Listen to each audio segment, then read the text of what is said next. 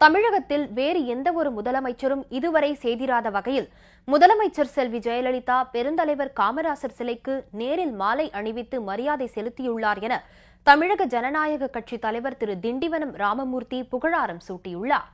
சென்னையில் இன்று இதுகுறித்து பேட்டி அளித்த அவர், தமிழகத்தில் இதற்கு முன் வேறு எந்த முதலமைச்சரும் செய்திராத வகையில் முதலமைச்சர் செல்வி ஜெயலலிதா பெருந்தலைவர் காமராசருக்கு நேரில் மாலை அணிவித்து மரியாதை செலுத்தியிருப்பதாகவும், இதன் மூலம் ஒரு மிகச்சிறந்த தலைவர் என்பதை முதலமைச்சர் மீண்டும் மீண்டும் நிரூபித்து விட்டதாகவும் தெரிவித்துள்ளார்.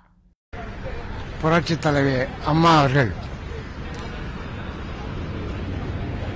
நேரடியாக வந்து அவருடைய சிலைக்கு மாலை அணிவித்து மரியாதை செலுத்துவதன் மூலமாக காமராஜருடைய கௌரவத்தை உயர்த்தி இருப்பதோடு தமிழக முதலமைச்சர் அரசியலை தாண்டி, கட்சிகளை தாண்டி இந்திய அரசியலில் ஒரு தேசிய தலைவராக எப்படி பரிமளிக்கிறார் என்பதை இந்த நிகழ்ச்சி காட்டுகிறது.